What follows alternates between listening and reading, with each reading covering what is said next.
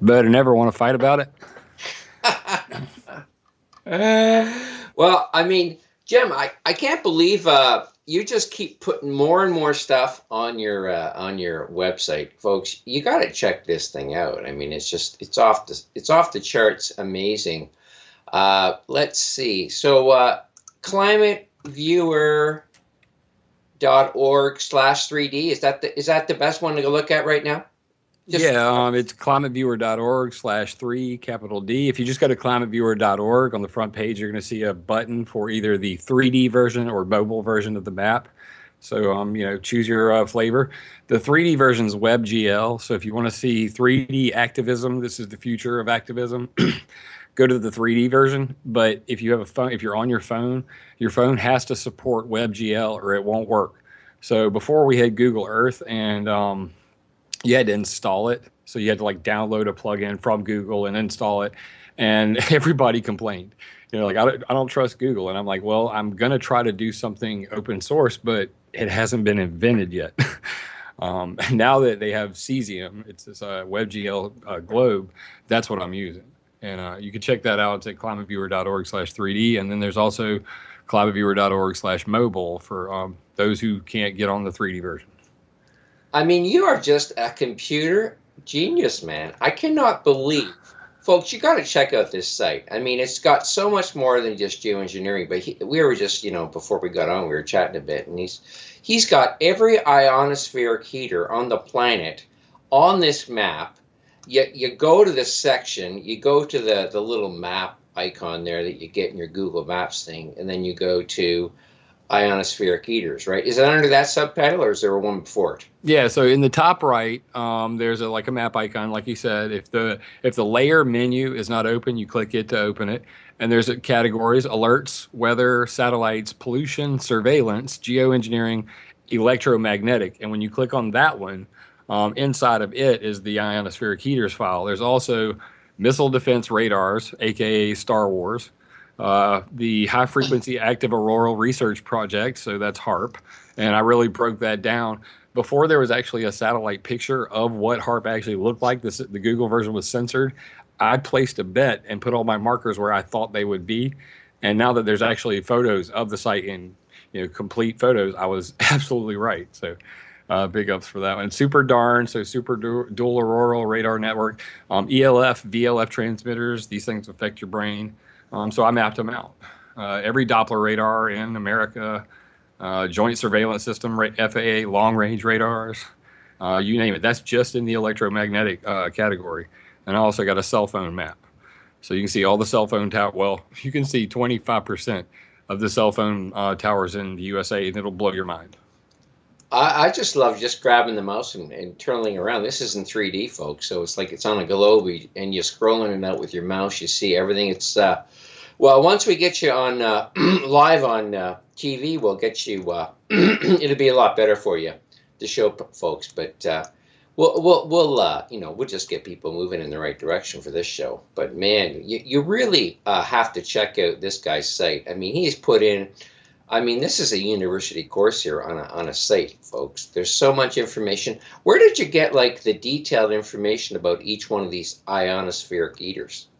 So this was in probably 2011. It was shortly after Fukushima. There was a lot of interest in HARP, and I heard all the talk about HARP causing the earthquake in Japan. So I wanted to know more about HARP, and the more I read from various people, the more I realized that they really weren't giving me the gooey details that I needed. So what I did was just really dig into all of the research papers that were written by the guys using it, and really tear apart all the science jargon they have to for me to be able to tell if they actually are doing damage or not. And for me, I am firmly against what they're doing. So that's where I got all that information. At the time when I started, there was a small GIF that said all the HARP facilities in the world. And I was like, okay, let me find out what those are, because this map's not telling me anything. And it had lines connecting them all. So I went and I found every single one of the ionospheric heaters that have the capability of modifying the ionosphere, and they're designed to do that. And they're on the map with details, how many antennas, how powerful they are, who runs it, where's their website, with a picture of each one if you click on it. So for me, I'm geeking out over here. This is Star Wars, you know what I mean? This is that stuff that we, watch in science fiction. They're using electromagnetic radiation to make the whole planet glow or make a bubble in space that makes elf waves that sound like trumpets in the sky. And everybody's seen those YouTube videos by now, the horns in the sky. Oh, You seen yes, those? yes. That's Yeah. what's causing it. Yeah. So what HARP does is HARP's located in Gakona, Alaska. So it's way up there at the top of the world. And it's actually located beneath, above, actually, something called a magnetic field line. So the magnetic field lines are coming out of the ground up into the sky. And there's a lot of energy already associated with that. They're just giving it a push. So they're pumping more energy into that field line. And they can make it shoot from Alaska to the South Pole and back. Each time it does, it's called a hop. And they're basically shooting electromagnetic missiles into the sky. And there's a lot of bad things associated with that. And most people don't realize that with HARP, Arecibo, Jicamarca, Peru, all of these facilities, each ionospheric heater is associated with a rocket range. So for HARP, the rocket range that works with HARP is called Poker Flat. And with Tromsø in Norway, there's the Andoya rocket range. So what happens is they shoot these missiles in the sky. The aluminum that most people complain about associated with chemtrails, most of that aluminum is actually coming from either sand in the Sahara or missiles. But these missiles, they shoot tons and tons of aluminum out into the sky, and they microwave that. And that's where they get their plasmas. Well, they're actual missiles. They're not energy bursts. They're actual physical missiles. Okay, so let's tie something together.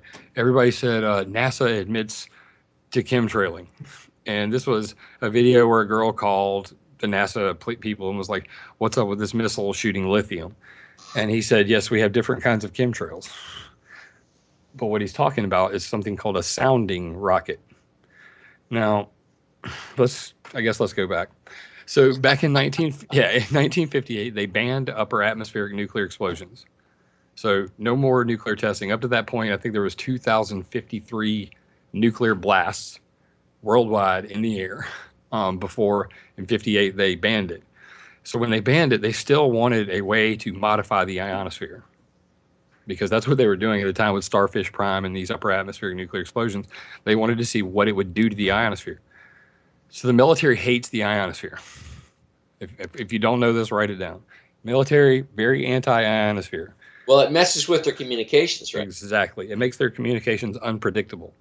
So more than anything, they want to be able to, when the sun is really beating the heck out of the ionosphere and it's not folding right or reflecting like they want it to, they can mold it to do what they want it to. I want my signal to go from here all the way to Russia in one hop, and I'm not getting the kind of reflection I want.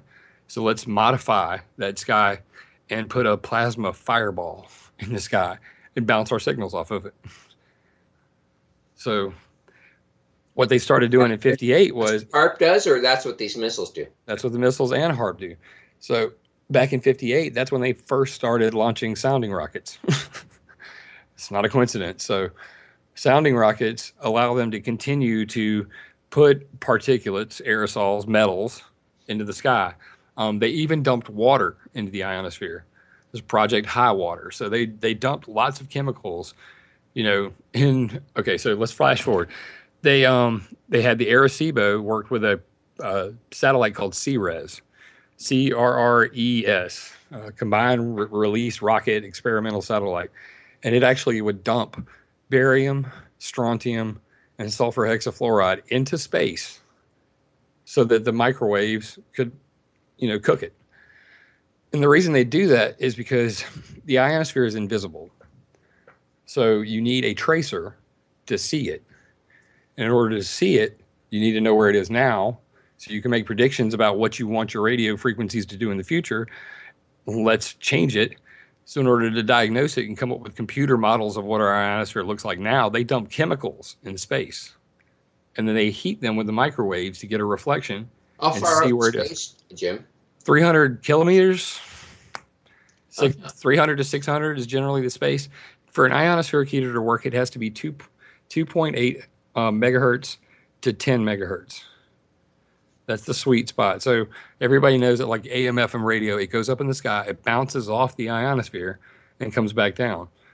So in that sweet spot with enough power, they can actually push through it and get into the deeper portions of it and heat select spots at different distances. And that heating effect causes something called the Christofilos effect. And this has been scrubbed from Wikipedia, but if you go to the Christofilos effect page and then you click on history on Wikipedia, click on their history button, and then scroll down till you see the one that is the largest article. Now, read that one, and he'll really go through graphic detail because he didn't source it. They had to delete it all. This effect. The Christofilos effect is that trapped particles. How do you spell that, Jim? Like Chris, like Christopher. With a C or a K? CHRISTOFILOS. Christofilos, FILOS. And that he said that basically that trapped particles would bounce from pole to pole, and that could energize the magnetic field lines and fry satellites. So what they realized was with the Starfish Prime, that the nuclear blast in space destroyed satellites all around the globe, because basically it made so many, put so much energy into that portion of the space that something that's called air glow occurs, and literally the whole sky is glowing, and it fries circuitry. So part of Ronald Reagan's Star Wars with HARP is an anti-missile system that can energize the entire planet simultaneously, and any missile passing through the ionosphere would instantly be fried using the Christofilos effect they learned back in 58. Oh, it's that old? Yeah, so back in HARP was invented around 97 when they drew up the papers on it. By 94 it was operational, and later in 2000 they got it up to full power. Okay, I thought it was older than that. Yeah, so the U.S. Navy, U.S. Naval Research Lab, and the U.S. Air Force got together to build HARP. They got the funding for it specifically to modify the ionosphere. So that's the intent of it. And it's a laboratory in the sky.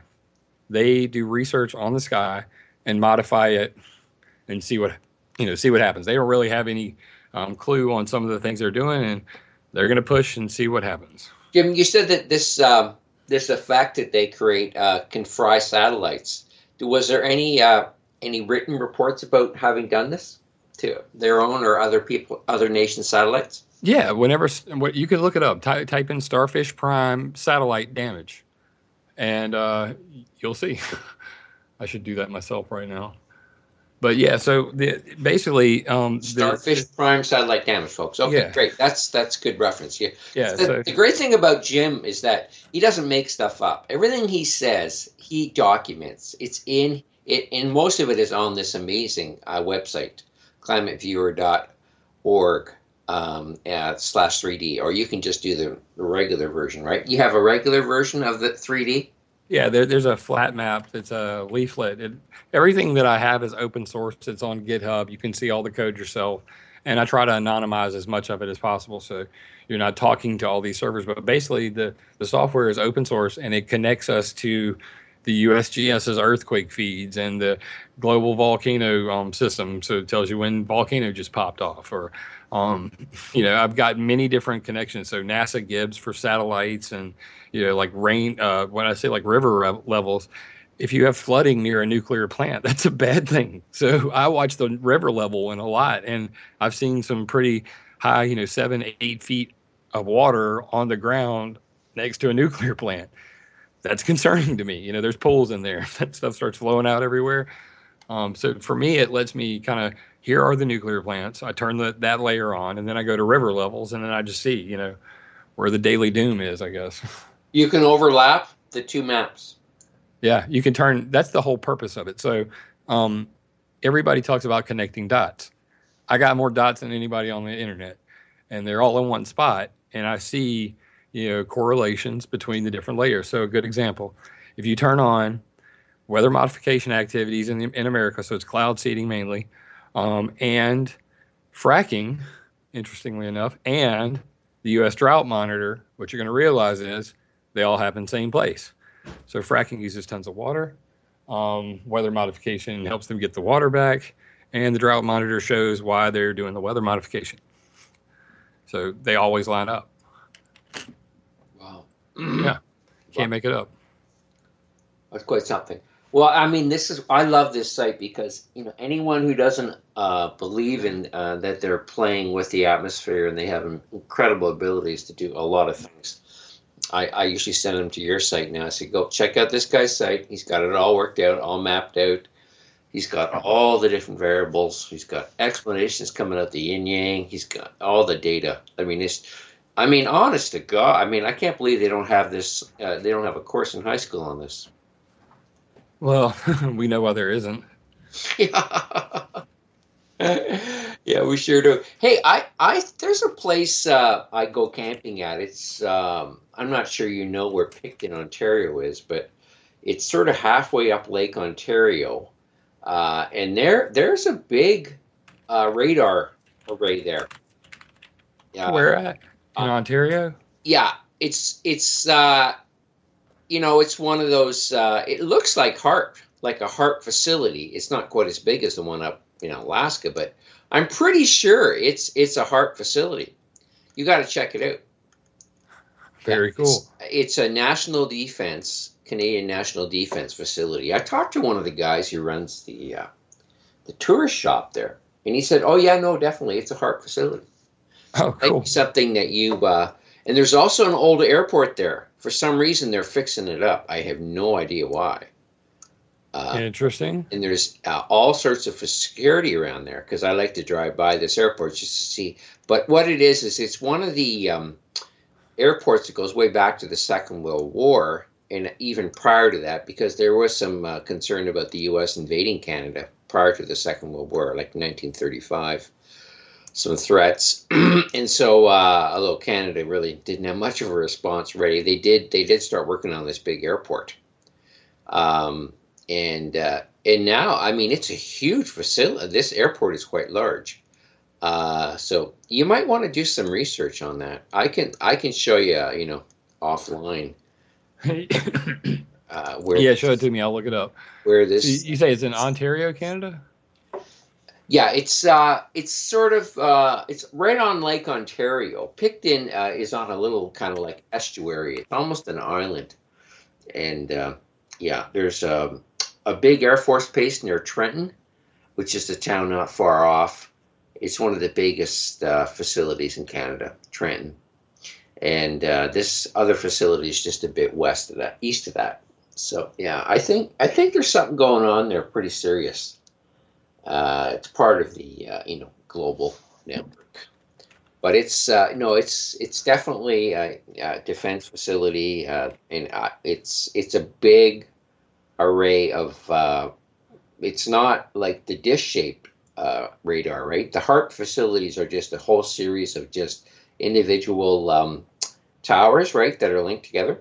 Yeah, they're pretty much just antennas, tall towers. Yeah, and like with HARP, there's like 180 of them. And each one is 72 feet tall. 72 feet. Yeah. And there's 180 of them. It's a 3.6 million watts. So to put that in perspective, I like to use Back to the Future. Doc Brown said we needed 1.21 gigawatts to take off to the future. Well, that's at the top end, it puts out 5.4 gigawatts. So that's like 3 lightning bolts. Four lightning bolts. Yeah, are all the facilities of the same magnitude as that one? I don't think so, eh? No, it's the most powerful currently, but over in Europe, they're upgrading the Tromso array to a 100 gigawatt output. So it'll make HARP look like a baby toy. Oh, you're kidding. No, I'm not. I've been telling everybody for about 2 years. They've already got their funding. They're building it now. And who owns that one? The European. It's a European thing. God, why'd you have to ask me that? EyesCat is great day. You're gonna punch me in the face. I gotta look it up Look now. it up, brother. That's a lot of stuff to know and to remember. I mean, that's the great thing about having this site. As you know, it's probably part of NATO. Yeah, EyesCat is an organization. It's EISCAT. I just Googled it and it says EyesCat operates three incoherent scatter radars at blah blah blah and hertz to study the interaction between the sun and the earth. Um, but EyesCat actually owns about 14 of those and the huge Tromsø array in Norway. And that thing, it's actually three, like what HARP is, it's a square set of antennas. No, Tromso has three of those, but it's not as powerful yet. So when they get done upgrading it, it's going to be insane. So just a side note, Bernard Eastland, the guy who contributed to the HARP design, said that in order to control the weather using HARP, they would need 100 gigawatts. And that is what they're making at EyesCat. 100 gigawatts Mm-hmm. in one spot. Yep. What, they got a nuclear power plant there or something? I don't know, but it's going to be pretty intense. Wow. Yep. That's a lot of power. Yep. It sure is. Ooh. And that's in Europe. What country is it? It's in Norway. Let me see. I'll just look real quick. Oh my God, I have too many layers open. Get this trash can real quick. So it is in. Look at myself. It is in Tromso, Norway. It's Tromso. Yeah, it's Ramfjord Moen. Ramfjord Moen near Tromso, Norway is the location. And it has one field of 144 antennas. Then it has two 36 antenna fields. And it puts out 1.2 million watts. So the FCC in America, if you have a CB radio more than 4 watts, you're breaking the law. But these guys could put out billions of watts. It's pretty sick. unbelievable. It really is. It really is. Oh yeah, I see it now. For some reason, it wasn't showing when I first went there, but it's now coming in. There's lots of stuff going on in Northern Europe. Okay, Sweden, Norway. Oh yeah, Finland's got one. Wow, this is just so cool, folks. I mean, you got to check out this site. I mean, it's just off the charts cool. I just love looking at this thing. And you have two spots where in Alaska. Is HARP in two different locations? No, so the other one above it is called High Pass, the High Power Auroral Stimulation Observatory. They're a bunch of perverts. Um, yeah, so High Pass originally was located at Platteville in America. God, why did I have to say that? Now I got to look it up. It's like in the middle. Platteville is a radar testing station. So they like set these little harps up. They have Super Darn is at that location now. Super Darn's like same thing as it doesn't harp modifies the ionosphere. Super Darn's monitors what they do and monitors the ionosphere just normally. So it's like more of a listening thing. So it's bouncing signals off the sky and receiving them to tell what's going on. But I'm trying to think of the name of that place. It's Platteville something. But yeah, that High Pass was originally at Platteville, and they moved it up to Alaska, and it was, the biggest one when it was invented. It no longer is, and they've torn it down according to what they're saying. So it's not as big as the facility, the HARP. Yeah. What is it? Just like a dish? What would it look like? Well, it's like it's got like one real tall tower in the middle of it, and then it's like got 4 poles. Like if you put a cross on top of it, and one was facing north, south, east, west, There's like 4 poles out on the side of it. So it's literally 5 poles and then a big circular antenna that connects them all together. So it's a big ring with 5 poles and a center pole. Pretty boring. But what's really cool, they got a liquid mercury mirror up there that they bounce a laser off of.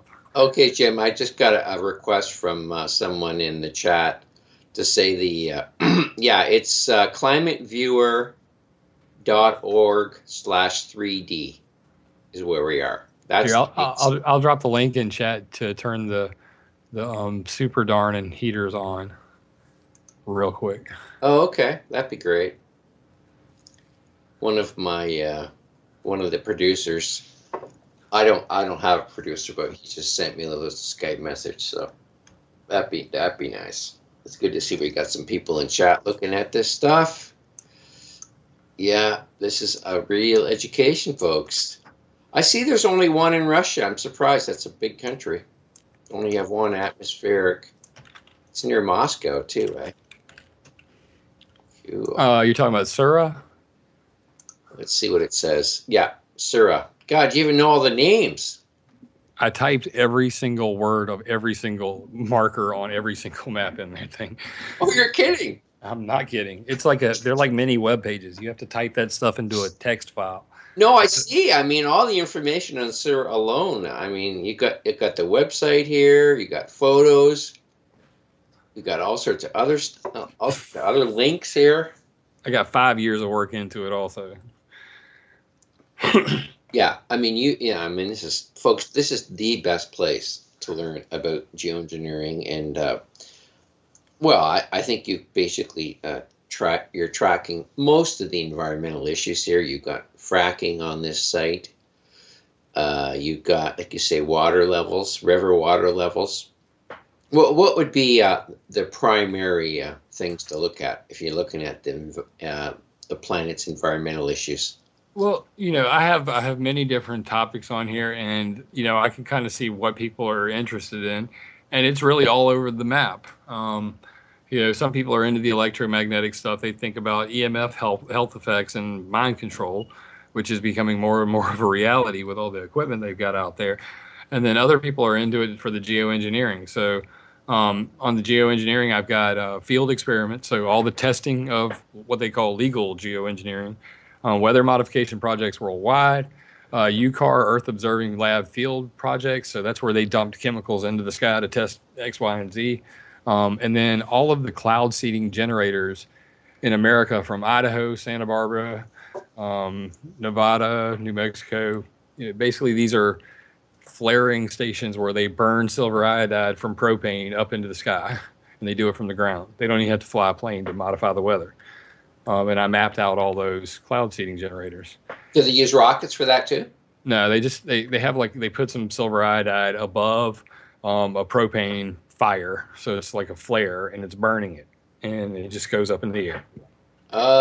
It's called orographic cloud seeding. It's where they use the wind going up over a mountain to carry it aloft. So they put it on the west side of the mountain so that when the wind blows, it's going to carry it up over the mountain, and what they call snowpack augmentation. So that's increasing the snowfall on top of mountains artificially. Okay, cool. Yeah, no, the other thing about that place in Canada, Picton, there's a lot of trailing going on in that area for a place that's kind of in the middle of nowhere. It's generally, I find most of the trailing is happening around the bigger cities. Like I'm in Toronto, and man, it's just nonstop here. But I get up north, and it's like maybe a tenth of the density, the amount of activity. So I'm pretty sure there's something going on there of interest. So yeah, I got to show you that. So what about the ocean stations, HARP stations, atmospheric heaters? I guess you can't track them because they can move around. Yeah, so that's a common question that people ask me. Why are they getting rid of HARP? Well, they have decided to go with what they're euphemistically calling the straw man array. Go figure. The straw man array is a mobile HARP on a barge. So what they're talking about now is having these mobile ionospheric heaters that they can move around the ocean and put them where they can do the most effective blah, blah, blah. So literally, like you got a whole fleet of ships, and they're not getting communication. They roll a heater out between them and their destination, and set up an artificial mirror they can bounce signals off of. So they would have mobile ionosphere heaters wherever they needed them. It's scary. I don't like it. You don't like it. I don't like it. I don't know. I don't approve. Plus, I can't map that shit. So it's very frustrating. Yeah, yeah, that it does offer them more secrecy and more what can I say? Transparency, or not transparency, anti-transparency. So it's it's. So do you have any idea how many of these ships they have? No clue. I'm gonna probably do some more research into that and try to find like budgets. That's usually where you find out where stuff is, and I haven't done it in a while because of course I got a baby coming and I'm kind of on break. So right now I'm working on the map. I'm upgrading it to version 6, and it's got a lot of new stuff that I'm excited about, and I'm not going to talk about it because I don't know how much of it's actually going to stay in there. Got to make sure it's going to work right. So I'm programming on that, and we're getting ready for the new baby. So kind of on break. I've been going pretty hard for 5 years straight. You got to breathe. Well, I mean, you said you were working on it today. It's an exciting time in your life when you're going to have a kid. So, and it's also pretty stressful. So, yeah, so I get my nervous energy out. Just sit down and code. It helps. It's fun.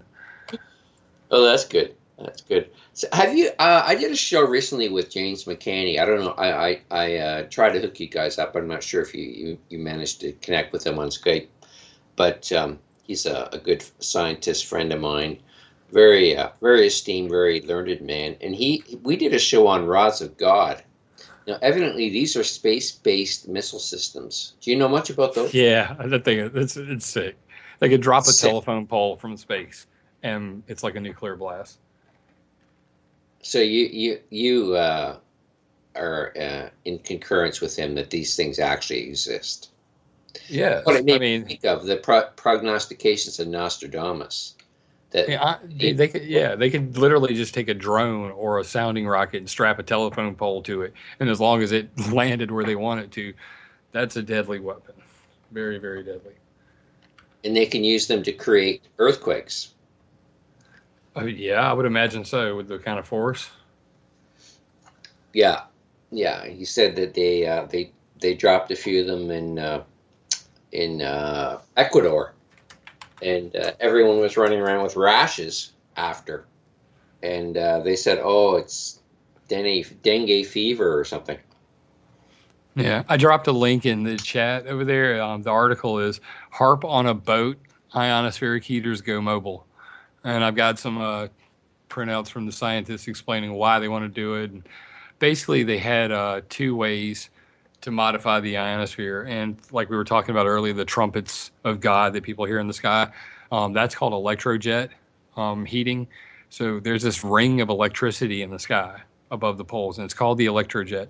And they're actually pumping electricity into it to get it to vibrate at the frequency they want, so that they can increase the power of their signal. So what you're hearing is electricity in the sky. And I mean, it should be obvious to anybody who hears it after knowing that is electricity, and that's why they sound like at different frequencies when you hear them. Some can be very high pitched and some can be very deep and long.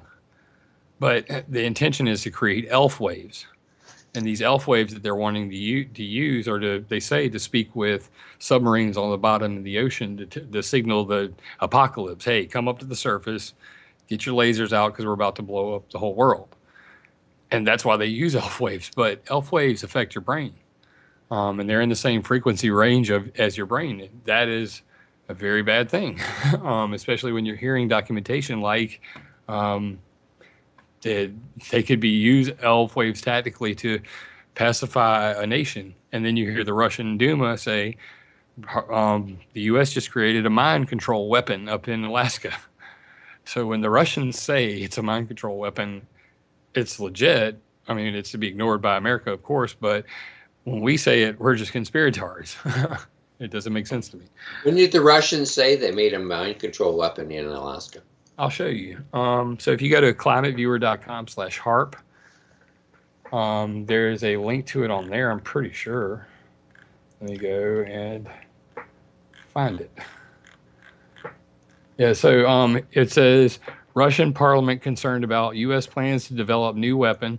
And I got this off of, what was it? The FAS.org, so the Federation of American Scientists. So this isn't from some incredible source. And they said that the U.S. plans to carry out large-scale scientific experiments under the HARP program and not controlled by the global community will create weapons capable of breaking radio communication lines, aka blowing up satellites like we were talking about earlier. And equipment installed on spaceships and rockets provoke serious accidents in electricity networks and oil and gas pipelines. So blowing up pipelines like we did at the Bashir nuclear plant with cyber warfare and EMF, so directed energy weapons. This is the Russian government saying that that's what they're going to do with HARP. So let's roll back. Provoke serious accidents in electricity networks and in oil and gas pipelines and have a negative impact on the mental health of people populating entire regions. Wow. So that's from the Russian Duma, and it's dated August 8th, 2002, and that's when it was posted. So Moscow Interfax, that's the source. 2002? Yep, 2002 said that HARP was a mind control weapon, that it could affect your mental health. So we're not crazy. We're not crazy, and we should be concerned about this stuff. Very concerned. Yeah, I mean, well, we see the level of mental health problems now going through the roof, especially in your country. I'd say that your country is the one that's probably being experimented on more than most, based upon the statistics and the fact that you're basically taking, I think, more than half of all the psychotropic medication sold on the planet is coming in, being absorbed by the citizens of the United States, and of course getting into the water systems, and you name it. So even if you're not taking it, you're on it, folks, unless you're not drinking the water provided by the cities.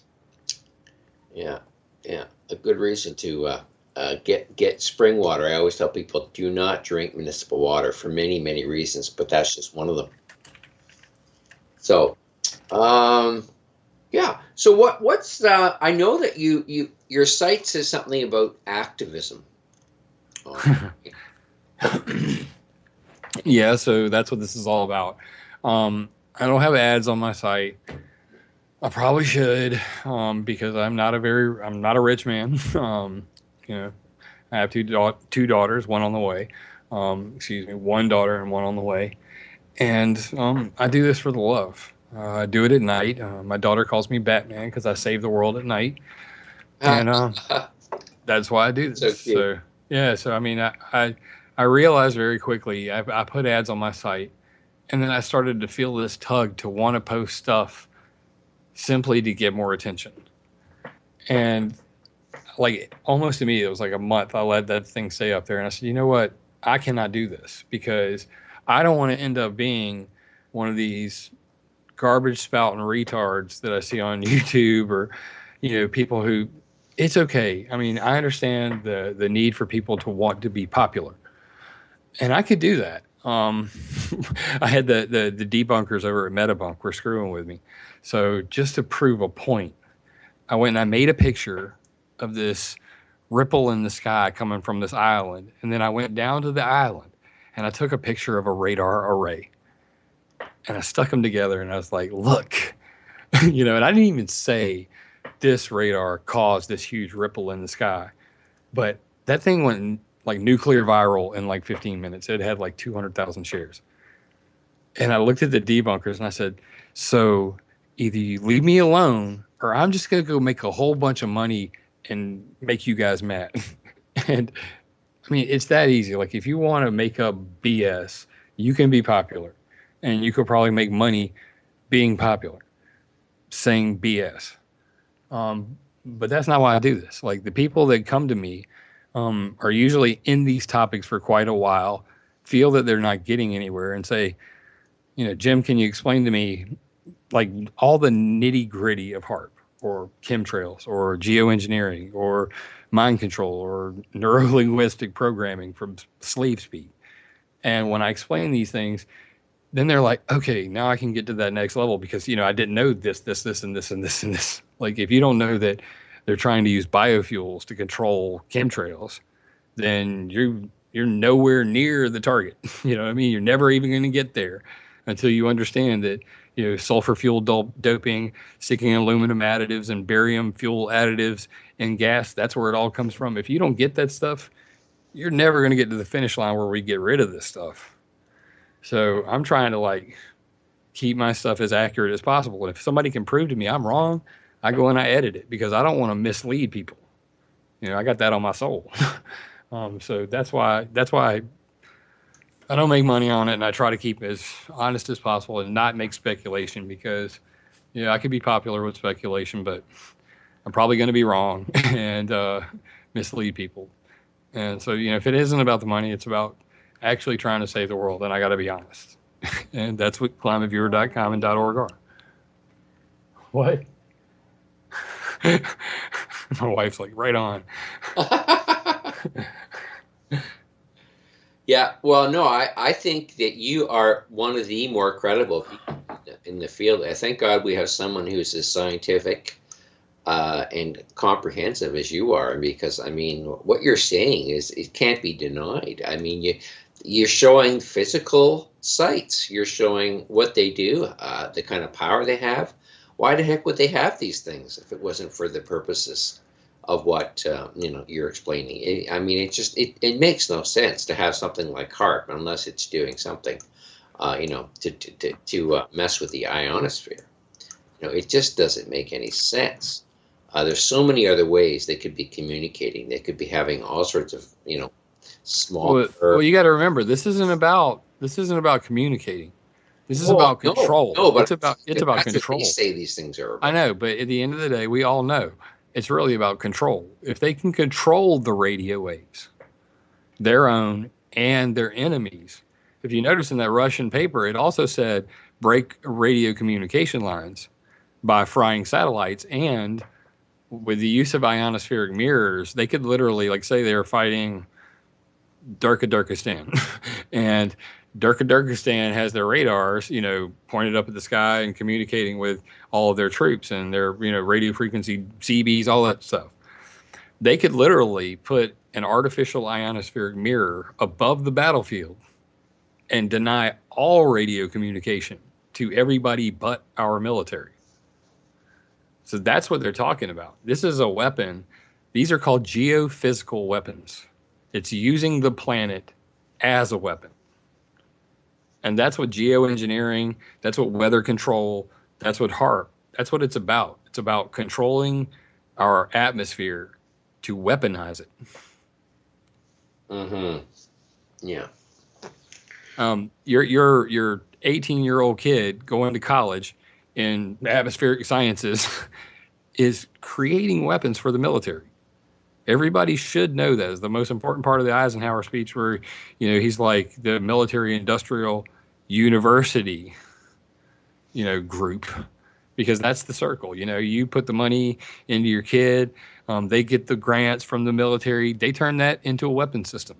That's what military does. They use weapons, and they're going to use whatever the scientists and the kids and the college students going up to HARP, whatever they figure out, they're going to figure out a way to turn that into a weapon. And I've got documentation from the U.S. Air Force and Army saying that HARP is a weapon system. So this isn't even a what if. It's on their own official documents. HARP is a weapon system. Yeah. And there's, 17,000 satellites in space now? Something like that. I used to have a satellite tracker on Climate Viewer 3D when it was Google Earth. And I'm working right now to get the satellite tracker back on there. But the long story short of it is, it's insane. There's insanely more satellites than you think. Like, when you actually physically see it, it boggles the mind. There's this 3D Pixar movie, WALL-E, and he takes off into space, like riding this other person's spaceship, and when they exit the atmosphere, they have to bust through all of the satellites, like they're shoulder to shoulder, and they hit the satellites, and they all go flying out into space. We're almost there now, and they're actually calling. Get this, they've got this thing called the New Madrid ion beam to blow up satellites in space to remove what they're calling space junk. So we have so many old satellites that fried, burned up, Starfish Prime, other, you know, solar issues can knock these things out. We have so much junk up there. We're actually talking about using laser beams to blast them into tiny enough pieces that they don't know what to do. They don't know what to do. It's a mess up there. Mm-hmm. And there's who's regulating all this stuff? Anybody?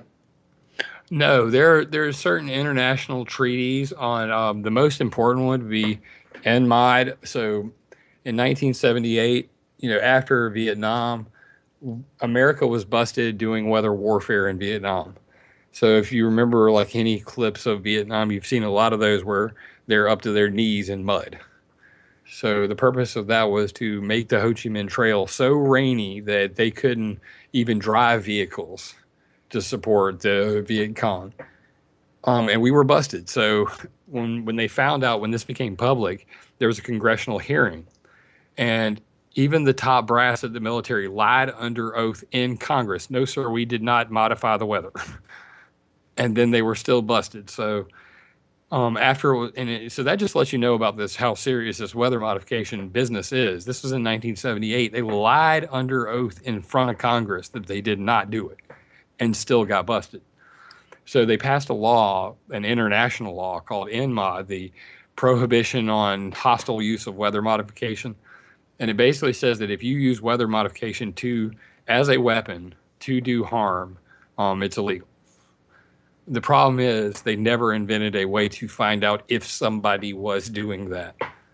So my long-term goal was to build Climate Viewer 3D to catch people modifying the weather illegally, to know where these facilities are, to look for odd weather patterns and try to correlate something that killed people to these facilities. So I watch them like a hawk, and they will get busted one day. Or hopefully somebody else is on there when it happens and can connect the dots and say, look, here's a facility, here's what happened, these people died. Hook, line, sinker. Is this live, what we're watching now on your site? Is it? Yes. Live? So everything in the top categories, alerts, weather, and satellites, all of that is real time. So if you go to alerts, disasters, Pacific Data Center, Disaster Center, Integrated Active Hazards, or historical disasters. Historical shows you all the disasters that have happened in America, all, you know, like how often, you know, what's the worst county to live in? Let's put it that way. And the ones above it show you the ones happening now. And then in the earthquake section, it says all earthquakes for the last hour, or all 4.5 today, 2.5 plus today, or all earthquakes today, or last week, or last month, or past 90 days. So a lot of this stuff, you know, most of everything at the top in alerts, weather, and satellites is real time. So with like weather alerts and the radar, huh? I'm looking at it, man. It's so incredibly comprehensive. It just blows me away that you've managed to put all this. Did you say you had to create your own computer codes to do this? Yeah, I mean, I wrote a lot of this stuff in very interesting ways.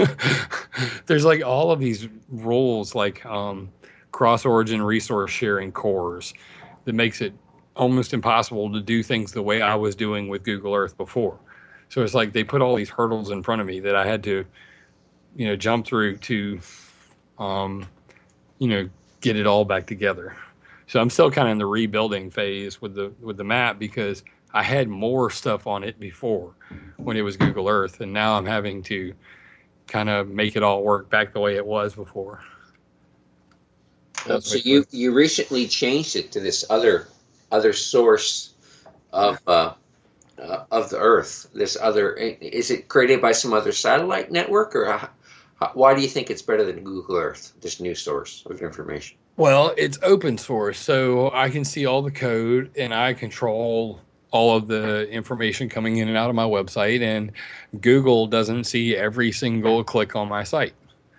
Like right now, it's automatically set on Bing Map, so it's Microsoft.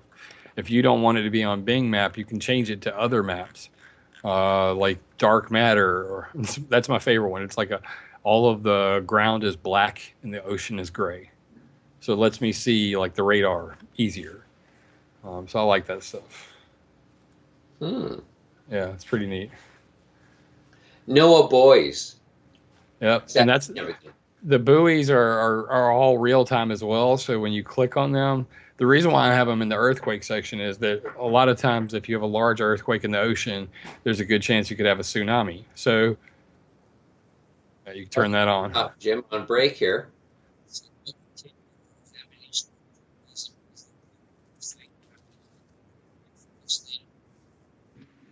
Welcome everyone back to I'm Nature. I'm your host Brian Porter, and this is the time in my show where I usually put a pitch in for supporting Rev Radio. It's one of the few places on the internet where you can discuss what you want to discuss. I mean, there's really very little censorship here. I mean, the only thing we're not allowed to talk about is flat Earth, and you know, believe me, that's not a topic that.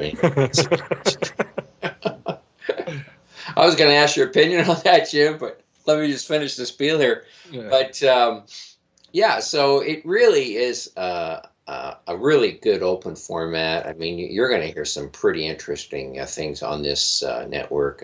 90 shows going 24/7, 2 platforms. It's just an incredible network, and it's only $5 a month, folks, to pick up the archives. Download them, listen to them at your leisure.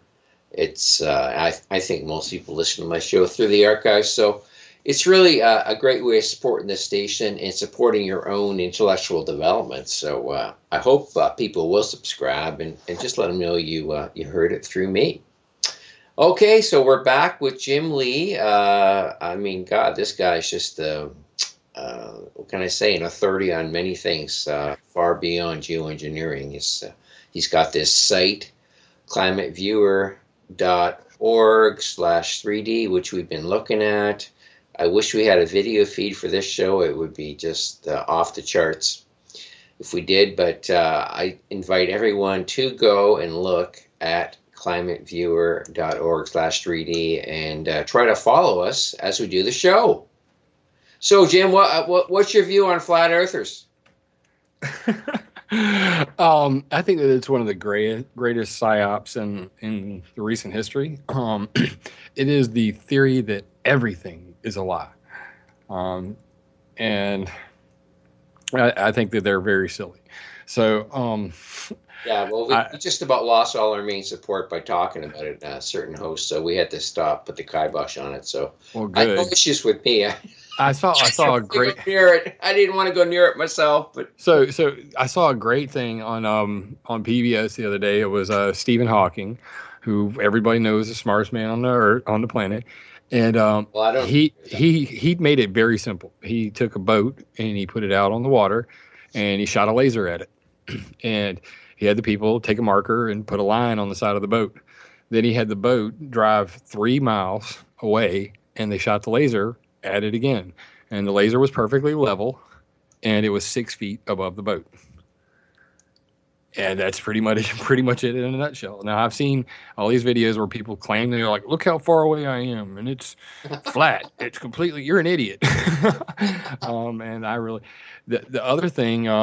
That's a great experiment. Yeah, it was very concise to the point. That far off, just 3 miles out. Yeah, it blew my mind. And I'm sure if anybody goes and repeats the process, they'll find out for themselves that he's exactly right. The only thing you need is a very powerful green laser and a level to make sure you're not, when you swivel it to the side to hit the boat again, that you're not tilting it up or down. You need to make sure that it's level the whole time. It's very easy to do. Mm-hmm. Yeah, I mean, most of the lies in mainstream media are not really lies as much. They're just admissions. Most of what they talk about is somewhat accurate. I know some of the false-like stuff, but I mean, the news is not a lie. It's just that they're missing most of the important issues.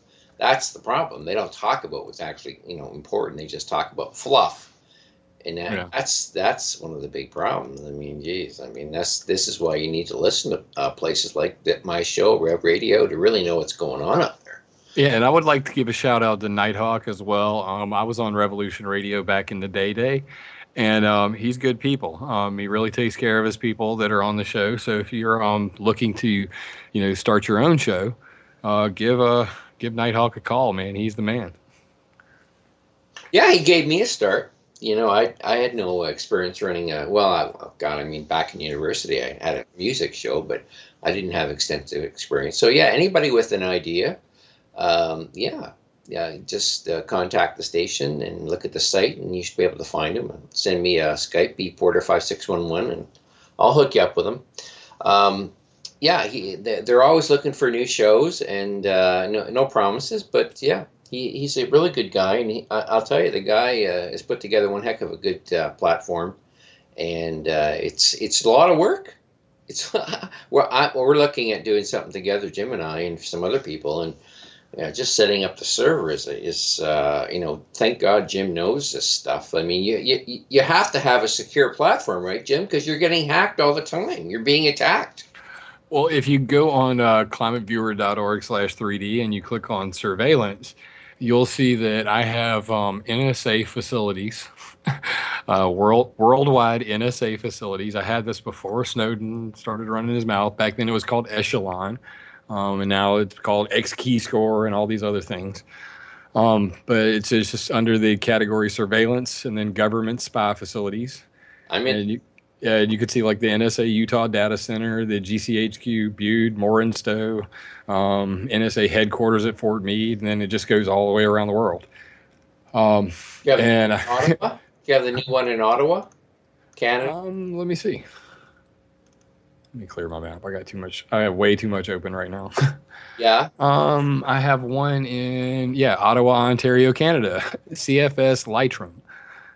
The Canadian Force Station Lytram, also referred to as CFS Lytram, is an important Canadian Forces station located in the neighborhood of Lytram in Ottawa, Ontario. What number one is that? What number is it? If you click on surveillance and then government spy facilities, you can see it right there. Oh, yeah. I'm looking. I can't seem to find it. Is it have Echelon in front of it? Yeah, it says Echelon CFS Lytram. Leitrim. Leitrim. Okay. There you go. Yeah. You can see it says it is concerned with the interception, decryption, and processing of communications for the Communications Security Establishment Canada of the Canadian Forces and forms part of the Echelon system. And that was back in the day when they called it Echelon. Oh wow, that's quite impressive. Yeah, I've got a lot of these facilities. This is brand new, man. This is, I mean, they just finished it's $1 billion facility. It looks like something from outer space. I mean, it's got this weird shaped roof, right? And I'm gonna look at it's it. a very expensive building. I mean, it's super. I'm sure it's super tight and super protected from any sort of surveillance itself. But it's spying on everybody else. And I'm sure, as you know, everybody, when you're spying on someone, they're trying to spy on you. So I'm sure it's got all this, technology to keep it protected. Yeah, if you look at it, it has the typical golf ball look. You see the big Doppler radar domes, and basically those are like space communication satellites. So they've got a dish inside that dome that they point at a satellite and intercept its signals. Wow. Yeah, you got what, 50 of them listed here? I was busy. That's just one subcategory: submarine underwater communication cables. Yeah, so the NSA actually uses submarines to go underwater to these cables and mine them. So if you turn on the submarine underwater communication cables with the NSA map, you'll notice that, like in Hawaii, all the cables go to the NSA facility in Hawaii that leave California. And if they don't, they go over to Japan or over here to, where is that? So I clicked on it, and it's just a bit of a delay getting to it. Yeah, it's a very big file. That's why. Very big file. These things. Nuke plants? Somehow I'm picking up nuke plants. Oh, you're in the pollution section. So, yeah, I have every nuclear reactor in the world. That took like 2 months to make that nuclear reactor map. No, this couldn't be nuke reactors. There's too many of them. They're dotting all along the. Are these part of these cables? Oh yeah, yeah, yeah.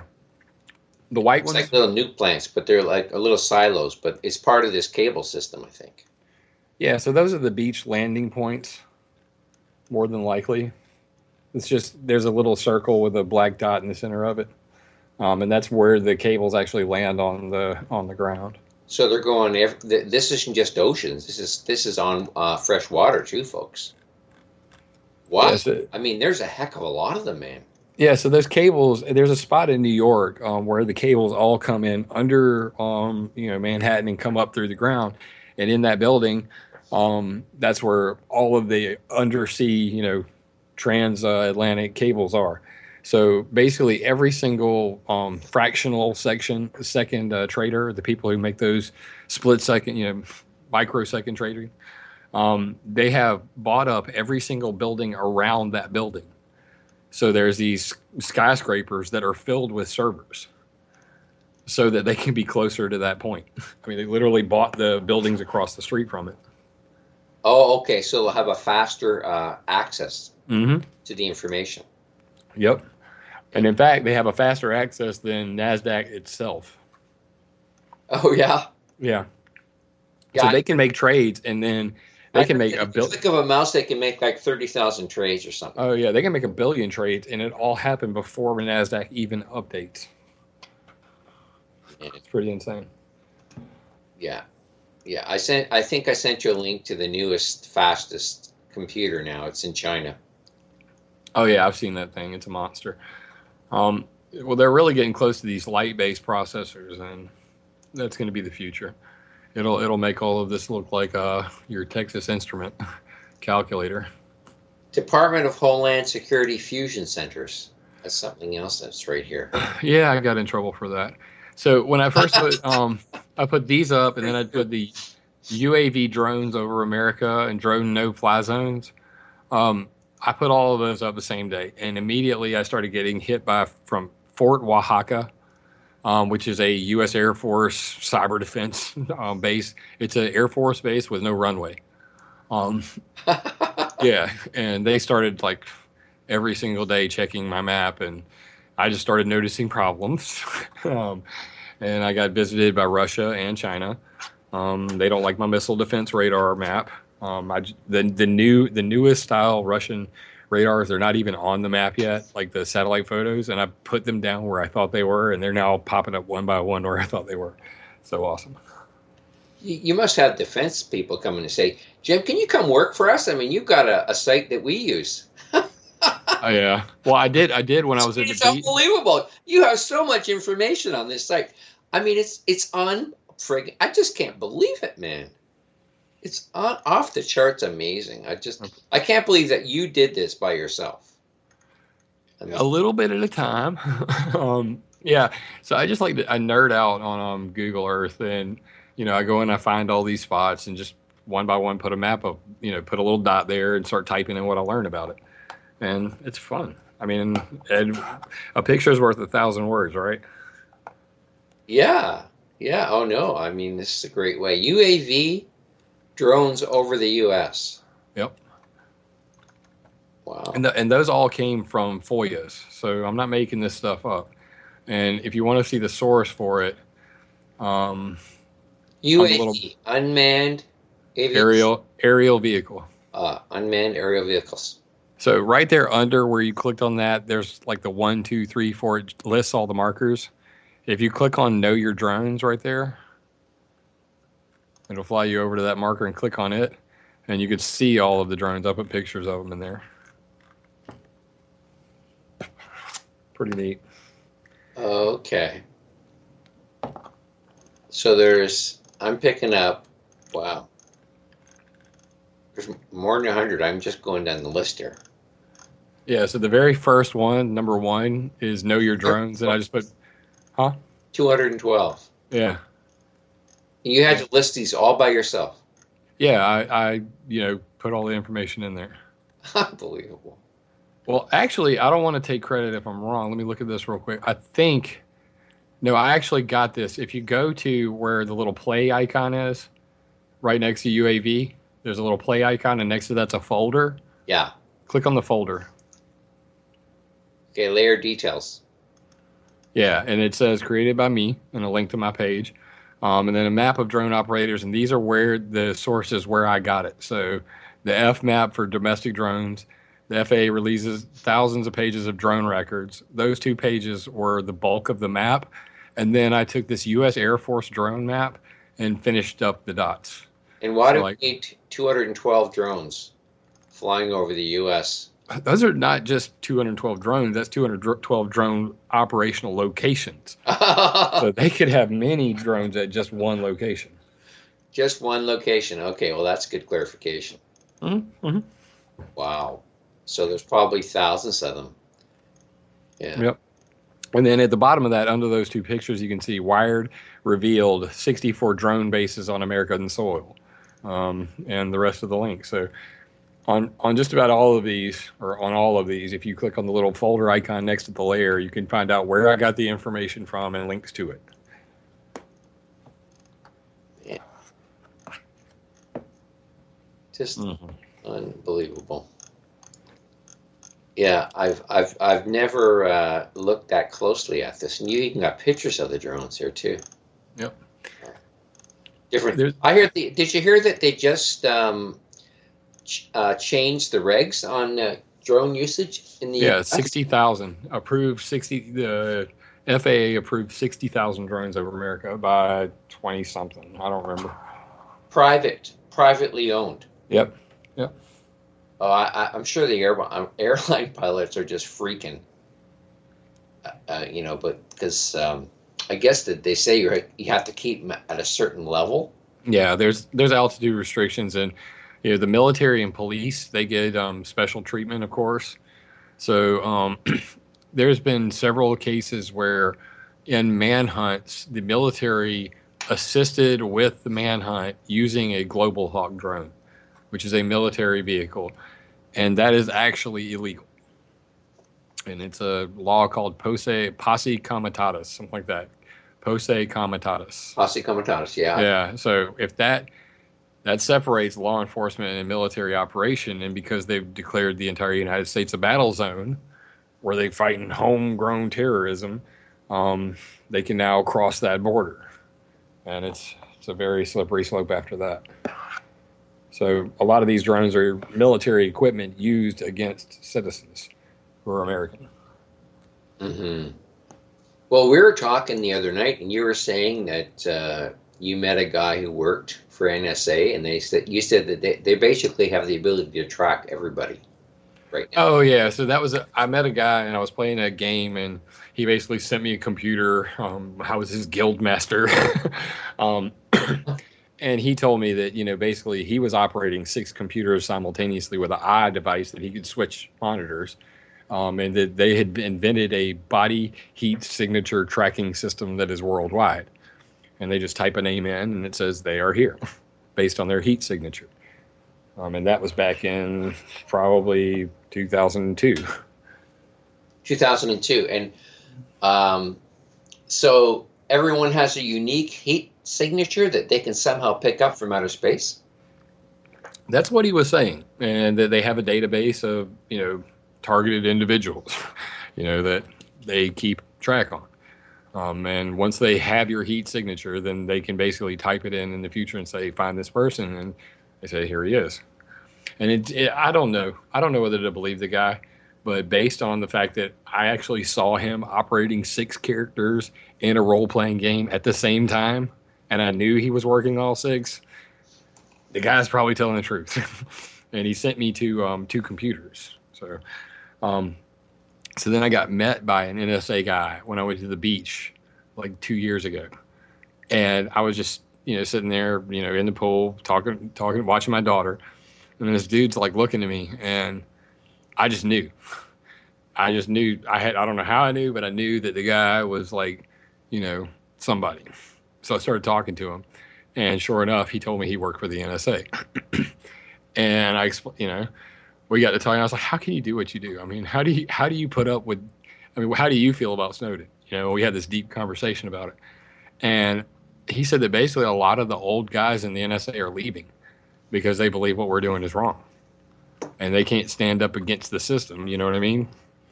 Um, and I told him, well, I've mapped out a lot of these facilities. He's like, oh, you have? And I'm like, I believe that, that which can be destroyed should be. And if you can't justify why you're doing something, you probably should stop doing it, or somebody should make you stop. Um, and, so at the end of the day, I think I actually convinced him on a lot of the topics, points I'd made that, what Snowden did was right. And he's like, it's 50-50 with the people I know in the NSA, how they feel about it. And I think we're really coming to a place where people realize that the only reason there's government secrecy is because if it were exposed, those people would be in jail. But they have a different standard than we do. Oh, exactly. I mean, if we could just eradicate all the secrecy, oh man, it would just be a completely different world. Everything, you don't need secrets, folks, if they're doing something that's above board. So, yep. That should be, I'm surprised some politician doesn't come out, or probably some of the lesser known running presidential candidates are talking about this kind of stuff. But man, if we could just look into all the rabbit holes, all the secrets, we would find out so much stuff that would just liberate so many tax dollars and shut down so many criminal organizations and you name it. I mean, it would just be a completely different world. But I think what you've done is you've basically, the great thing about what you've done, Jim, is you've sort of given people a roadmap on where to look for stuff, right? Yeah. Your information. So if we ever get to that point, we'll know where to start looking.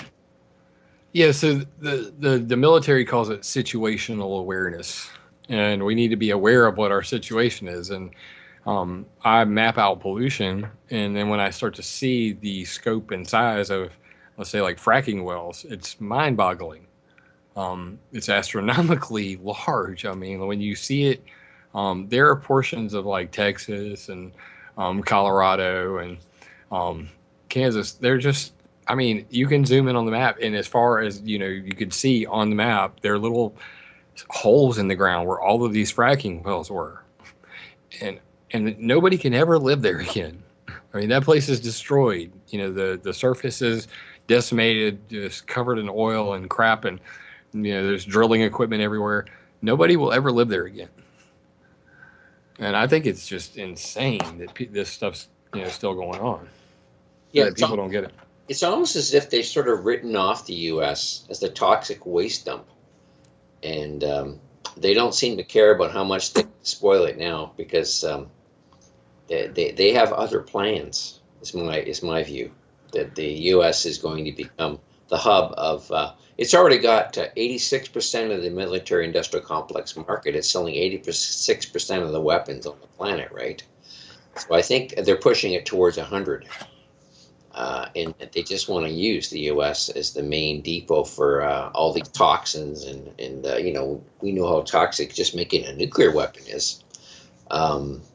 Dumps everywhere. Of course, they're coming up into Canada too. They want to put one of these nuke dumps on right on Lake Huron, which is in one of the Great Lakes, one of the great sources of fresh water. I mean, come on, folks, we got to do something about this stuff. So, Jim, you've gone and you've actually spoken to Congress. I wanted to get in. We talked a bit about activism. You're sharing all your knowledge, which is just phenomenal. But you've actually gone and you've talked to people in and tried to sort of wake them up too about issues of geoengineering. And has that been the main focus? Just talking about, I think it was the additives they're putting in the fuels. Well, yeah, I do speak with a lot of different government officials, and I'm trying to. So the problem with the Manhattan Project was there was compartmentalization, and that you could be making a tube, and you didn't know the tube was part of a nuclear bomb, because the guy in the next room is making a warhead, and you're not allowed to go in that room. And when you talk to government officials, like I talked to Dr. Ranksai Halthori from the FAA. And I said to him, I was like, have you got, why haven't you guys tested? I mean, you know that barium and aluminum's coming out of there. Why haven't you tested? He's like, we have tested. I said, when? He says, I'm sure there's been tests. And I'm like, okay, so the IPCC paper says that you guys estimated in 1975. It doesn't say that you actually measured anything. You just estimated in 1975 that aluminum barium was in the parts per billion. He says, well, what makes you think that it's in there? And I was like, what makes you think it isn't? And he said, well, they sign a paper. And I said, seriously? They sign a paper, so there's nothing in there. And he goes, you make a good point. So with these government officials, if you really know the stuff, and I'm not talking about for bragging rights or for popularity on YouTube, if you know your topic and you know, then when you talk to these guys, they don't have anywhere to go. I mean, you got them in the palm of your hand, and you just have to convince them to listen.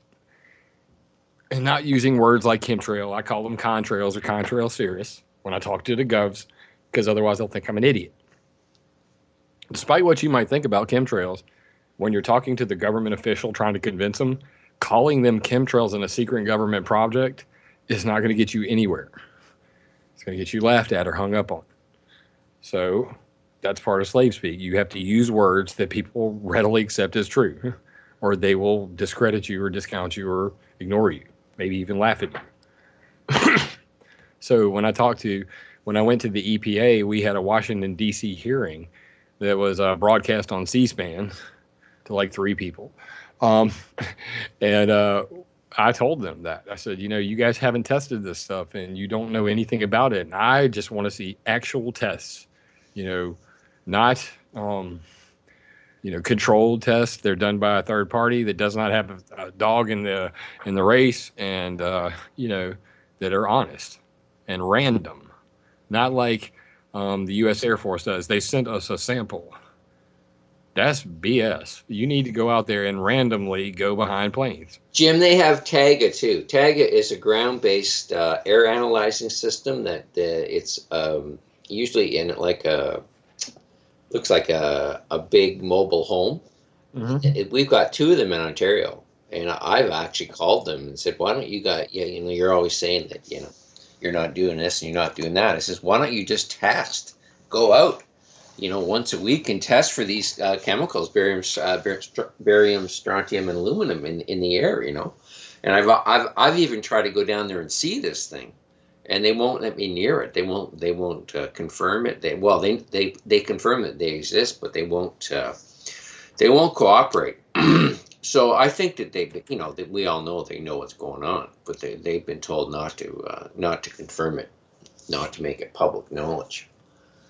So no, they have the ability, and I think you said there's other ways that they test too. So they know what's going on. Well, what I suggested was they put a trailing probe on the plane. So let's get redneck. So give me a very long sock, maybe one that's like 12, 15, 20 feet, something that won't burn up, and something that you can put behind the plane to sop up whatever's coming out of the plane. They do this in other atmospheric testing. The Earth System Research Lab has these special planes that fly up and sample the air. The NASA or the FAA is right now testing these biofuels to find out if they won't make chemtrails. So they're flying a plane behind a plane to find out what's in the exhaust to get rid of the clouds. All I'm saying is use the same stuff to find out what's coming out of the planes, not special planes that were sent to you, not samples. I'm talking about planes that were operated on in Saudi Arabia and haven't been properly maintained and are leaking all kinds of crap out of the back and is poisonous. I want random testing so that we can get some real information. Yeah. So that they're not doing that, or if they are, they're not being honest about it. Well, even with the what's called the access flights. And its access is they're testing these biofuels to find out their effects on contrail production and cirrus cloud production. So chemtrails, for the lay people, chemtrails are clouds that instead of melting, the persistent contrails, what scientists call it, when they spread out and cover the sky, those are no longer chemtrails, contrails, or persistent contrails, or any of that. They are now cirrus clouds. So these are ice clouds, and they trap heat, and they're talking about using lasers to blow up the ice in the chemtrails to make them smaller so that they will cover more sky and block more sunlight to cool the planet. And they're also talking about cloud seeding above the cirrus clouds to melt them away. So basically, they've recognized that chemtrails cool a little bit in the daytime, but at nighttime, they trap heat. So it keeps it hotter at night when there's clouds out. And now they're recognizing that those clouds are melting the poles. So basically, the airline industry has to knock it off or make those clouds cool the planet instead of heating the planet up, or they're going to be broke from carbon taxes. Mm-hmm. Yeah, we got into this on the last show. Yeah, that they're trying to create some sort of dispersant that will actually cool the planet instead of heating it up. Yep. And right now, the main discussion is about altering the fuel sulfur content of the jet fuel. And with these biofuels, they're even talking about using what's called ultra low sulfur jet fuel, aka biofuel, on takeoff, so that less people die around airports, and then using high sulfur fuel when they get up to altitude, just so that they can mimic volcanoes. Volcanoes have lots of sulfuric acid. Planes have lots of sulfuric acid now. That makes acid rain. Tell me one person on the planet other than me that has mentioned chemtrails and acid rain. When I was in school, that's all they talked about. So what they're talking about is making that acid rain even stronger, because if they put enough acid up there, it will mimic what volcanoes do naturally. It'll cool the planet. Mm-hmm. And all of this is illegal. Like, geoengineering is banned worldwide, several different ways. The United States did not sign the agreement, so they don't care. We're going to geoengineer whether you like it or not. But every other country on the planet signed an agreement that geoengineering should not happen. And the Convention for Biological Diversity, which is a law group, they also said no geoengineering. We don't know enough about it. It's too dangerous. The American Meteorological Society said no geoengineering, too dangerous. We don't have enough information. So basically, and this group called Arctic Methane Emergency Group, they begged the world leaders to geoengineer today, and the UK government wrote them back and said, we're not going to do it. We don't have enough information, and it's dangerous. Well, here's the problem. Planes have been geoengineering for 60, 70 years. So the interesting thing about it is this has all happened before. In 1972, the aviation industry was sued by Illinois and New Jersey for clouding the sky. And the Department of Transportation, Secretary Volpe, met with the airline industry and said, look, you guys either got to clean up your act or this lawsuit's going to go through and you're going to be in big trouble. So they all agreed simultaneously to install burner cans in their jet engines to stop what they called smoke pollution of the skies. So in 1972, chemtrails were called smoke pollution of the skies. So history has a way of repeating itself. Well, they cleaned it up back then, but today there's 100. Jim, how did they clean it up? They changed the fuel constituents, right? They changed the combustor, the actual thing that burns the fuel. They changed the way they were designed. It retrofitted all of the planes simultaneously. So it was like 4,000 planes, and they went and changed all their engines. And apparently, they said that it reduced the particulates coming out of the planes by 70%. So after 72, a couple of years, you read another article in a newspaper where they say, they really got it together and it fixed the problem. Well, today, at 100,000 flights a day, it's back. And they're trying to fix it. So if there's, and as many scientists as I read, there's hundreds of them working on getting rid of chemtrails, getting rid of contrails cirrus, melting cirrus clouds. So with all these people saying this is a bad thing and we got to get rid of it and here's how we're going to do it, and other scientists saying, wait, leave it there, let's just alter it so it doesn't heat the planet, it cools it. And that's what they're doing today. Mm. And that's a fact. Yeah. Yeah. So you think that they are concerned about the fact that these things, these trails are heating up the planet versus cooling it? I do. Mm-hmm. Of course, this summer it's off the charts heat, right, in the U.S.? Well, I don't know. It's a little warm. But in the end, climate is a long term thing. You know, it's not the day to day, it's the overall. And, you know, so far, Well, everything's still on a cooling trend. I mean, we've had 14 years of cooling, right? the drought in California is pretty bad, though. Well, I mean, the thing about the drought in California is there's been at least 10 major droughts since 1900. So roughly every 10 years, California's in a drought. And, you know, I want to, you know, have fun with the guys who say it's all weather warfare and it's all by design, but California's in a drought because Nestle's bottling all their water and the fracking is using the rest of it.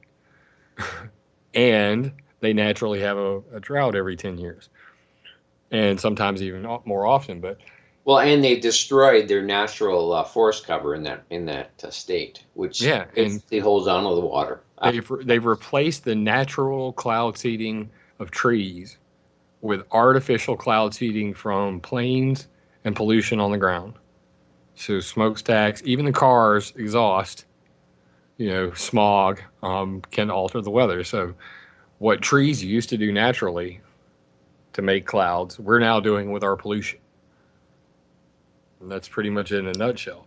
And because we are overseeding the sky, we're putting too many seeds, particles of dirt and pollution in the sky. We are overseeding, and that's making it to where clouds get drops that aren't big enough to fall. So on the West Coast, you have more drought. And on the East Coast, you have massive floods because by the time they get to the East Coast, there's so many seeds and so much water. So our activities and intentional, you know, companies that modify the weather are the result. You know, that's why we have drought conditions on the West Coast and floods on the East Coast. Mm-hmm. Have you heard of the Wigner effect? I have. Rad Chick's a good friend of mine. Oh, really? Yeah, she used to be on my website, and then I got sued for copyright infringement on images, and she's got Superman pics and all kinds of stuff in her articles. And literally, I created each one of my members their own blog and moved all their articles so that we don't get sued and the whole website get just disappear. But still, I've got sued for $12,000 for a picture on one of my articles. It's ridiculous, very ridiculous. Yeah, yeah, I know. It's anything to get you to stop telling the truth. Well, why don't you explain to the listener what the Wigner effect is? I thought I knew something you didn't know, but no. No, not yet. So, basically, at altitude, there's radiation out there, and most people don't even know this. But pilots, there are a lot of pilots who end up getting sick because they're getting too much radiation. So the sun and the altitude account for the radiation, plus, of course, things like Fukushima. So this radiation can affect like the metal in the plane. So for a lot of people talking about aluminum, when you realize that the engine is like completely made of aluminum and this radioactivity can actually degrade that metal and make it, make powder puffs of aluminum coming out of the back of the plane because it is deteriorating. So with the Wigner effect, it can affect glass and she's got pictures of radiation that cracked and put little bubbles in glass and, it could strip away the structure of a plane. And it's obviously affecting people. They have this thing called aerotoxic syndrome and, people breathing bad cabin air and obviously the radiation thing. there's a website that actually tracks flight or aviation radiation. Let me see if I can find that real quick. Oh, I've never heard of that. That sounds pretty cool. But do you think this Wigner effect accounts for some of the sort of sporadic, let's say, unexplained failures of planes that just literally fall out of the sky, like they just fall apart almost, it sounds like. Yeah, I mean, at the end of the day, the effects on the structure, there's some things you can't see. You know what I mean? Like they didn't see it coming; it just fell apart. Um, and I mean that the main thing that's going to account for that is the radioactive material affecting the metal. And she's got a lot of really good documentation on that. And the So glass, pits the yeah, glass. yeah, Yeah, and I would think the engine would be the most easily affected parts, right? Because there's a lot of fine metal in the fin design of the turbine, right? It's not really that's heavy correct. duty. It's Yep, lighter kind of aluminum or whatever alloy they're using in there. I've seen the design. They're designed. They're light, not just for efficiency, but I guess they work better when they're lighter. Eh? They spin quicker, or I'm not sure exactly of the engineering, but yeah, I would think that that's probably what's happening. The engines are falling apart, or just one piece just comes loose and then it makes a mess. And yeah, once an engine falls off a plane, you're in big trouble. especially if you've only got one. So if you just look up like I put No, flight radiation tracking. falling off the plane. It's one thing for like I say an engine to fail, but to actually come off the plane, that would completely destabilize the whole balance of the plane. It would just go Yeah, boom down like a yeah, shot. yep. They do need to be balanced out.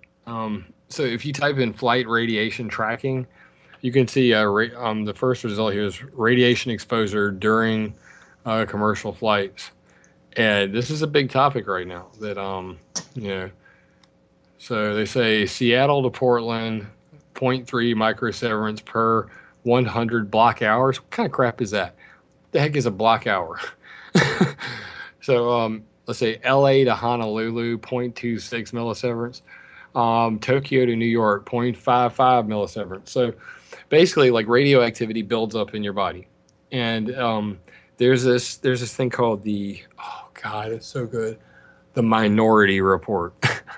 So there's a movie called Minority Report. Well, there's this nuclear scientist Minority Report, and it's basically these people that dissent from the official narrative that what they call the whole body dose. So whole body dose is actually incorrect because radiation actually it centralizes in specific organs more than other places. So Yeah, like the thyroid. yeah, like the thyroid. I have a thyroid condition, and I hate it. So, You um, do? yes, I do.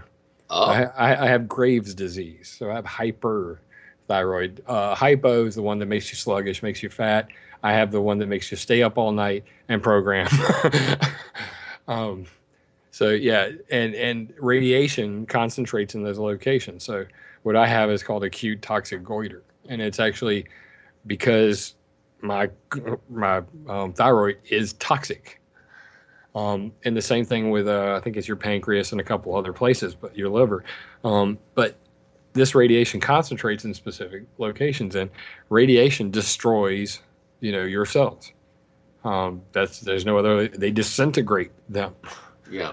So radiation is bad, and when you've got, let's say, a pilot's an international pilot, they say in Tokyo to New York is 0.55 millisieverts, which is tiny.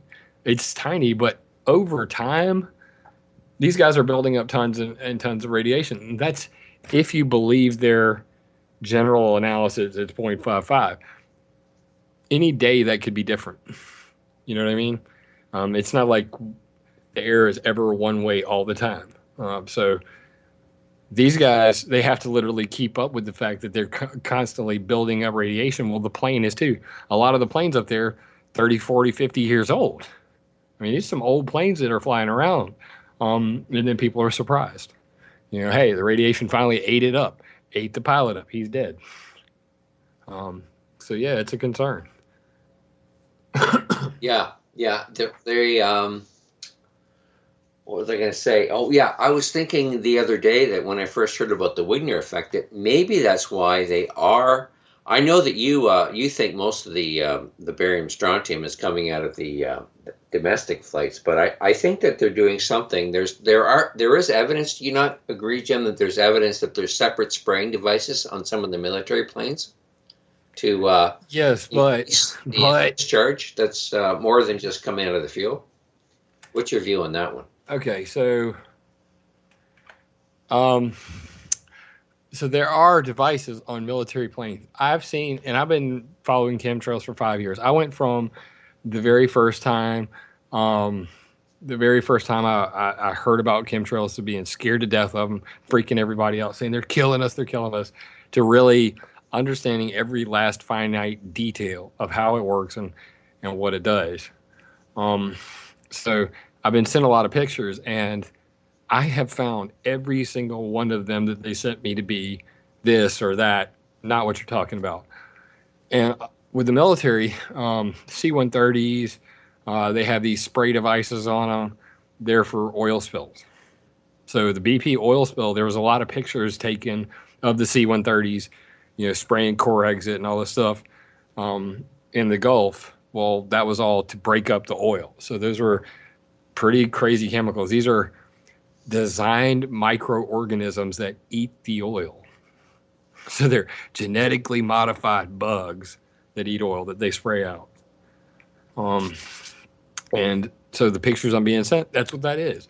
Or it's evergreen air, and it's a water suppression system for firefighters and stuff.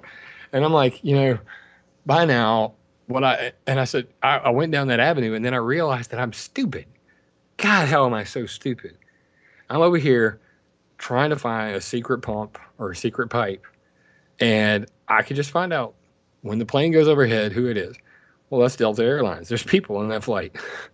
Oh, that's U.S. Airways. Son of a bee. Every single plane I looked at was a passenger flight. So there's not going to be any secret pipes or secret pumps or anything like that. Even the videos of people in passenger flights watching stuff dumped out of the wing, that's a fuel dump. Fuel air dumping is should be illegal. I think up in Canada, there was like 500 cases of people suing the airline industry for fuel dumps that made them sick. So that's they have too much fuel. They're coming in. They say they can't land because the plane's too heavy. They dump the fuel just in on unburnt form, and that stuff is poisonous. Well, As it many come down like rain, though. It wouldn't stay up, right? Like, well, it depends. I mean, a lot of it would vaporize, but yeah. Me personally, I live next to Shaw Air Force Base and Sumter Airport in Sumter, South Carolina, and they have done a fuel dump that literally, like, I walked out in the yard. I was like, oh my god, this gas! I couldn't breathe anything but gas. The entire neighborhood for 3 miles in each direction, you could smell it. And I shut my door, and you could smell it in my house. It was unbearable. unbelievable. Yeah, unbearable. So that stuff's an issue, but it ain't a secret pipe or a pump. Everything I see comes from planes burning fuel, and the fuel is loaded with titanium to begin with, or aluminum to begin with.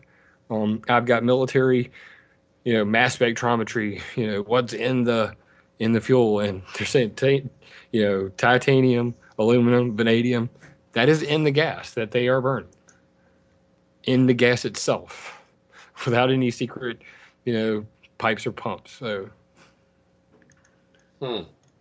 Well, so you're thinking that more along the lines that these military, there's a lot of military jets out there doing their training runs or whatever, surveillance or whatever reason they're sending them out there. You think that if they're emitting a contrail, it's just for the same reason that a commercial jet is. It's just part of the fuel.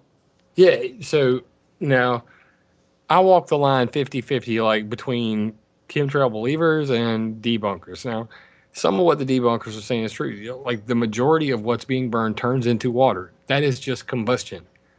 But the water turns into ice because it is sticking to a what they call cloud condensation nuclei. So that nucleus, that speck of dirt, is usually soot and whatever additives were burnt in that thing that did not get fully burned. So, aluminum, titanium, barium, even the IPCC admits that comes out of the back of the plane. So that's what the water is sticking to make these clouds. So we're getting metal clouds. There was a paper called Clarifying the Dominant Source of Production of Cirrus Clouds, and they said that cirrus clouds were loaded with lead, aluminum, and other metals. And nobody would think that. Say, oh, those are ice clouds. That's what I was taught in school, which are loaded with man-made metals. Right, right.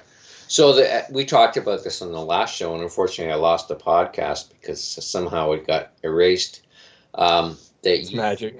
We said that really the solution to chemtrails is just not to use, is to fly less, or maybe put limits on flying, or maybe just not find a way around another option for transportation.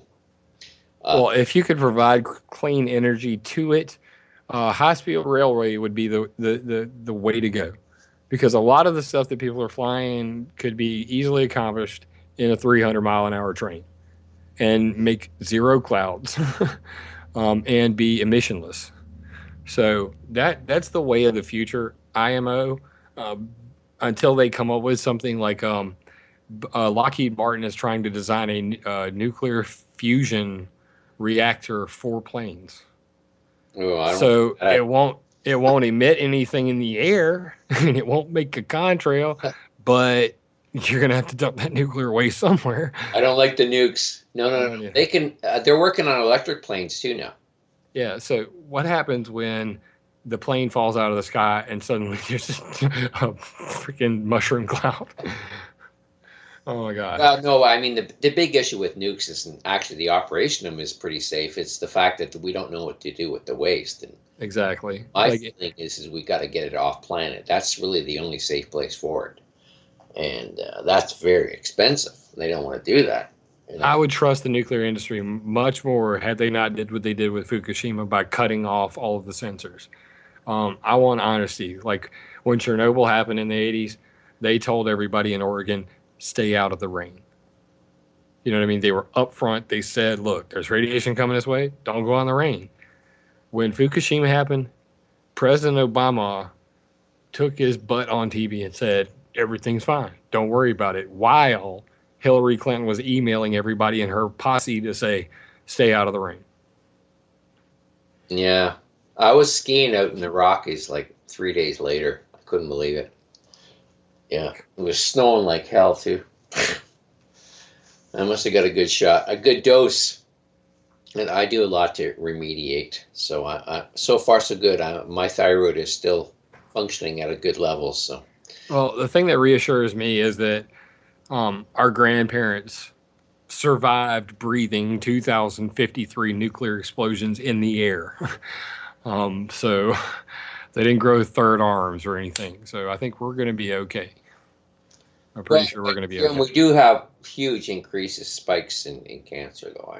And there's a lot of birth defects now. And well, that's from people eating plastic and the combination of all of the above. But yeah, there's a lot of things we're doing wrong. But I'm sure part of the issue